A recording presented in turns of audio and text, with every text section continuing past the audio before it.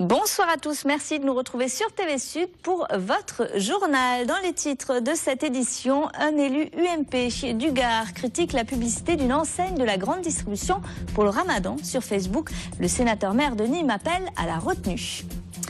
Les premiers grands départs en vacances, c'était ce week-end, notamment sur l'autoroute A9. Et à cette occasion, Manuel Valls s'est déplacé sur l'aire d'autoroute de Marguerite, dans le Gard. Le ministre de l'Intérieur a fait le point sur les actions de sécurité routière.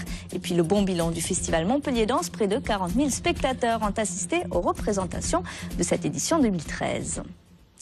Et tout d'abord, ce drame au Pont du Diable sur la commune de Saint-Guilhem-le-Désert. 4 jeunes se baignaient dans l'Hérault cet après-midi quand ils ont été pris dans une vague.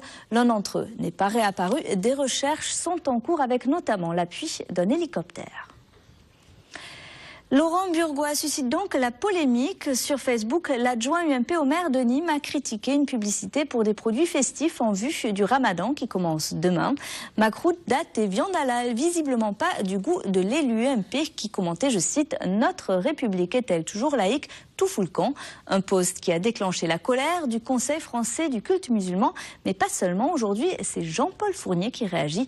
Le sénateur maire UMP de Nîmes appelle à la retenue et demande le retrait de la publication. On écoute tout de suite Laurent Burgoa au micro d'Olivier Michel.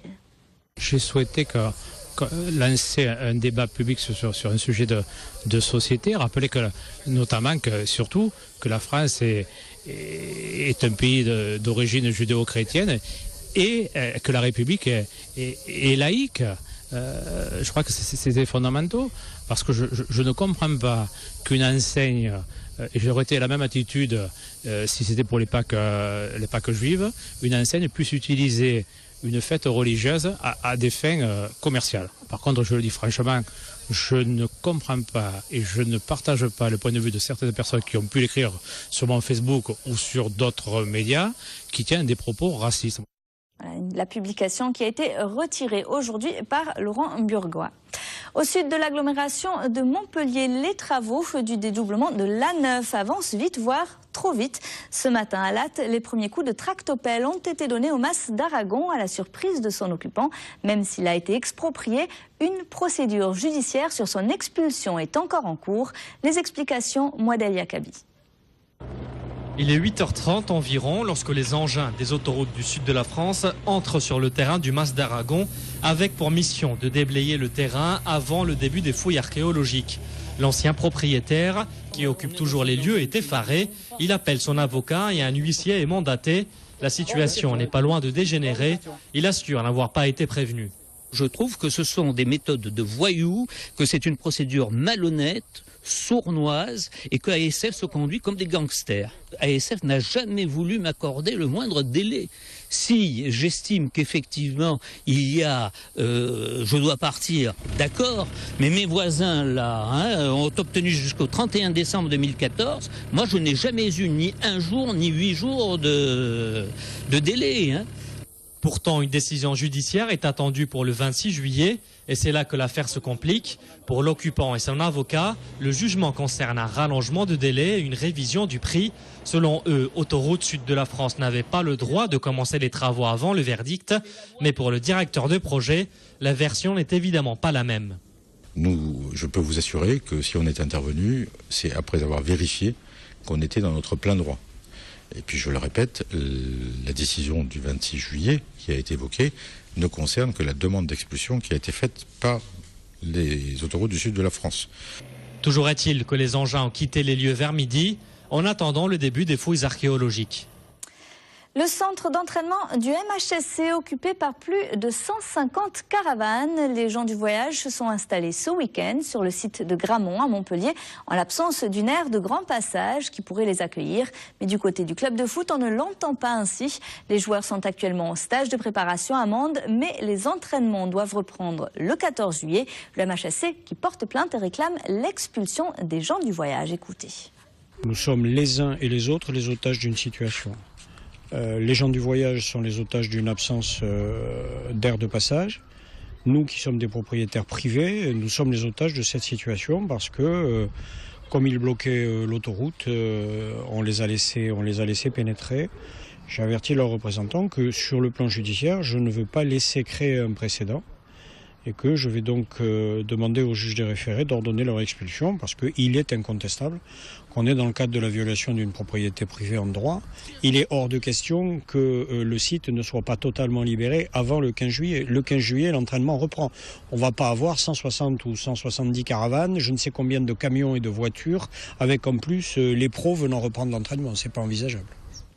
Sylvia Pinel était en déplacement en Languedoc-Roussillon aujourd'hui. La ministre de l'Artisanat, du Tourisme et du Commerce a tout d'abord assisté à l'hommage à Jean Moulin ce matin à Montpellier, aux côtés des élus et des collectivités locales. Ils ont déposé une gerbe au jardin du Pérou à l'occasion du 70e anniversaire de la mort de cette figure de la résistance. Sylvia Pinel qui a ensuite visité un village de vacances à la Grande Motte avant de se rendre au pôle œnotouristique du Pays de Lunel à Saint-Christol. La région est la 3e destination touristique de France et pour se développer, il ne faut pas seulement compter sur le littoral, il faut se diversifier. Écoutez. On parle souvent effectivement de l'attrait du balnéaire, du littoral dans cette région, mais il est important justement de développer et de concerter un certain nombre d'actions, d'efforts autour des collectivités, autour des professionnels. Il faut aussi, pour réussir, améliorer la qualité de l'offre. C'est finalement ce que vous avez fait aussi. Et puis, troisième priorité qui est la mienne, c'est permettre aux Français d'avoir accès aux vacances. Parce qu'on peut avoir tous les équipements les plus beaux les uns que les autres. Si nos concitoyens ne partent pas ou partent moins, on n'arrivera pas à faire tourner ces structures-là. Voilà, et avant Sylvia Pinel, c'est Manuel Valls qui était en Languedoc-Roussillon. Les vacances d'été ont bel et bien démarré et à cette occasion, à l'occasion de la première journée des grands départs, le ministre de l'Intérieur a fait étape dans le Gard samedi. Manuel Valls s'est arrêté sur l'aire d'autoroute de Marguerite où il a rappelé sa volonté de faire passer le nombre de tués sur les routes en dessous des 3650 actuels. Voyez le reportage d'Olivier Michel. Le Gard aura contribué à enrichir les 437 km de bouchons relevés samedi sur le territoire national. À hauteur de l'aire de Marguerite, une voiture s'est retrouvée sur le toit faisant 2 blessés légers et quelques kilomètres de ralentissement. Une aire justement choisie par Manuel Valls pour rappeler les consignes de prudence au volant et les risques encourus.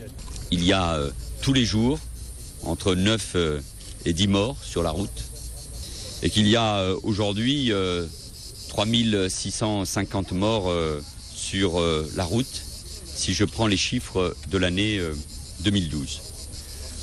Je me suis fixé l'objectif de 2000 morts, qui reste toujours un chiffre impressionnant, mais 2000 morts pour 2020. Première cause de mortalité sur les routes avec un accident sur 3, la vitesse a donc particulièrement été surveillée avec la mise en place de contrôles en cascade. C'est-à-dire 2 contrôles de vitesse successifs, de manière à ce que les gens qui passent au niveau d'un premier contrôle de vitesse et qui se disent bon voilà, ça y est, on a passé le contrôle radar, on est tranquille, on peut ouvrir un peu, se retrouvent piégés par un second contrôle de vitesse un peu plus loin. L'objectif pour nous, c'est de faire régner l'insécurité parmi ceux qui ont des comportements à risque sur l'autoroute. Autre danger moins connu, celui des pirates de la route qui n'hésitent pas à détrousser les vacanciers en plein repos sur les aires. Apparemment, ils se seraient fait braquer cette nuit et ils se sont fait voler les clés. Souvent, c'est des gazages au niveau des grilles d'aération, ils les endorment et leur vie de camping-car. Cette famille qui venait de Suisse pour se rendre à Barcelone a vu son trajet stoppé à Marguerite, les voleurs dans leur fuite ayant pris soin de dérober leurs clés.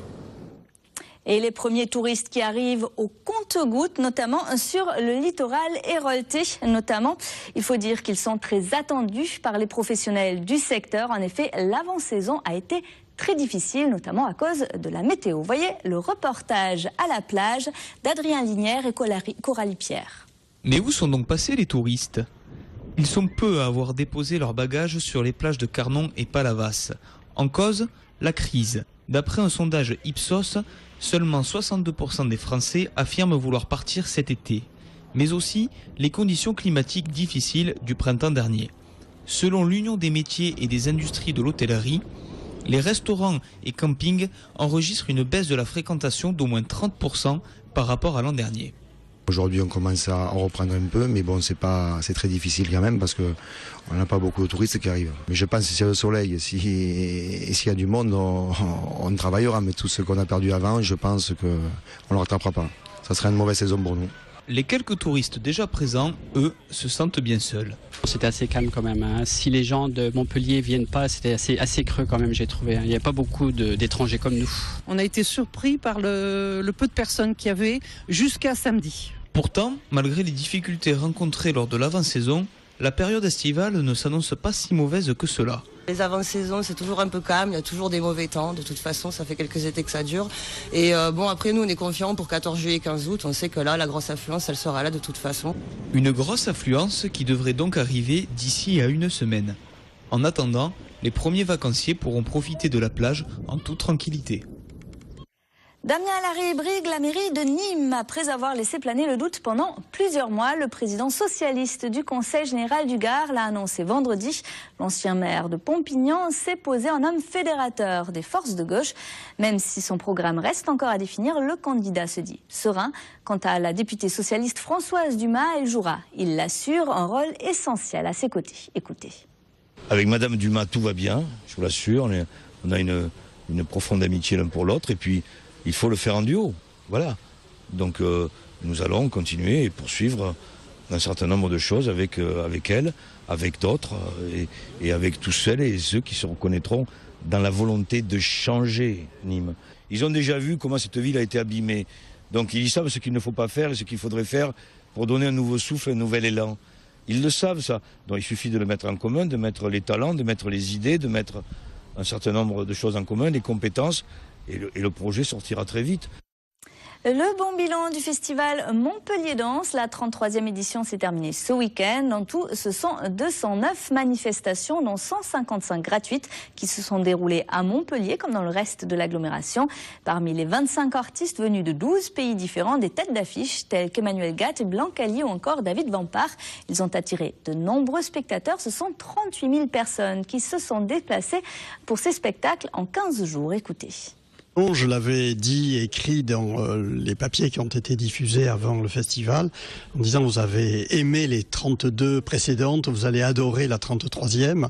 Le pari a été tenu avec, il faut le dire, des têtes d'affiche absolument remarquables, et puis des innovations, des choses surprenantes qui ne plairont pas à tout le monde, peu importe, même à moi, mais c'est pas important. À la différence d'Avignon, pour la danse, ou d'Aix-en-Provence pour l'opéra, Montpellier est un festival plus populaire, d'abord plus régional. C'est pas les Parisiens qui viennent chez nous, hein. C'est vraiment les gens de la région et de Montpellier, et je crois que c'est une bonne chose. Et un mot de sport à présent et la fin des vacances qui se profile déjà pour les rugbyman montpelliérains. On les a vus s'entraîner à la plage la semaine dernière, mais les choses sérieuses débutent bientôt. Coup d'envoi du top 14 le 16 août avec la réception du champion d'Europe Toulon au stade Yves du Manoir. Il va falloir quitter les tongs et chausser les crampons. Et puis la régalade à Palavas, c'était le week-end dernier sur les abords de l'étang du Prévost. Et les organisateurs de cette course festive de 11 km ont réussi à réunir 7 000 €, une somme qu'ils vont remettre à l'Institut Saint-Pierre de Palavas-les-Flots. Cet institut qui permet notamment de soigner les nouveau-nés avec un pied-beau à l'aide d'une attelle spéciale. Donc 5 000 € proviennent des inscriptions à la course et 2 000 € de dons divers. Voilà, c'est la fin de ce journal. Merci de l'avoir suivi. Retour de l'actu demain à 19h30 pour votre rendez-vous quotidien avec la rédaction. Et tout de suite à 19h50, le JT des fêtes votives, votre rendez-vous de l'été ce soir à Garon, près de Nîmes. Passez une très belle soirée sur TV Sud.